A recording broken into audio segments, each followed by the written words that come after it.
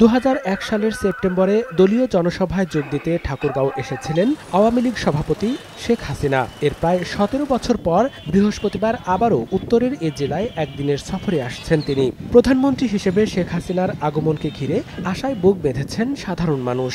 এদিন জেলার উন্নয়ন সম্ভাবনার দ্বার খুলবে বলে প্রত্যাশা তাদের। এখানে যদি একটি মেডিকেল কলেজ প্রতিষ্ঠা হয়, এখানকার ছেলেরা মেয়েরা যেমনি উচ্চশিক্ষা লাভ করবে, তেমনি চিকিৎসা সুবিধা পাবে এই এলাকার জনগণ।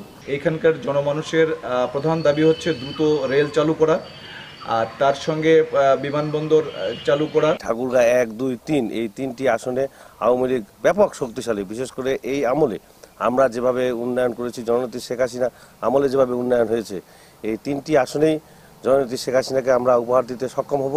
দীর্ঘ সময় পার হলেও প্রধানমন্ত্রী ও দলের সভাপতির সফরে উচ্ছ্বসিত জেলা আওয়ামী লীগ ও অঙ্গ সংগঠনের নেতাকর্মীরা। তাদের প্রত্যাশা, নির্বাচনের আগে এই সফর দলকে আরও ঐক্যবদ্ধ করবে। ঠাকুরগাঁও জেলা আওয়ামী লীগের পক্ষ থেকে, উপজেলা আওয়ামী লীগের পক্ষ থেকে বিভিন্ন পর্যায়ে আজকে বিভিন্নভাবে প্রচারণা চালানো হচ্ছে।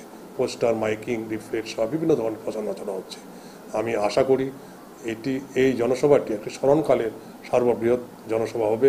এদিকে প্রধানমন্ত্রীর সফরকে ঘিরে বিশেষ নিরাপত্তা ব্যবস্থা নেওয়া হয়েছে। মাননীয় প্রধানমন্ত্রী নিরাপত্তার জন্য কোনো মিনিমাম বিঘ্নিত হওয়ার কোনো সম্ভাবনা আশঙ্কা না থাকে, সেই অনুযায়ী আমরা প্রিপারেশন রাখছি। আমাদের নিজস্ব জনবল এবং রেঞ্জ থেকে পাওয়া জনবল এবং বাংলাদেশ পুলিশ হেডকোয়ার্টার্স থেকে এবিবিএন, এইটা তো পোশাকই, আর এর পাশাপাশি সাদা পোশাকের ব্যবস্থাগুলো রাখছি। ঠাকুরগাঁও সফরে 33টি প্রকল্পের উদ্বোধন ও আরও 33টি প্রকল্পের ভিত্তিপ্রস্তর স্থাপন করবেন প্রধানমন্ত্রী শেখ হাসিনা। এরপর বিকেলে জেলা স্কুল মাঠে আওয়ামী লীগের জনসভায় বক্তব্য রাখবেন তিনি। সময় সংবাদ, ঠাকুরগাঁও।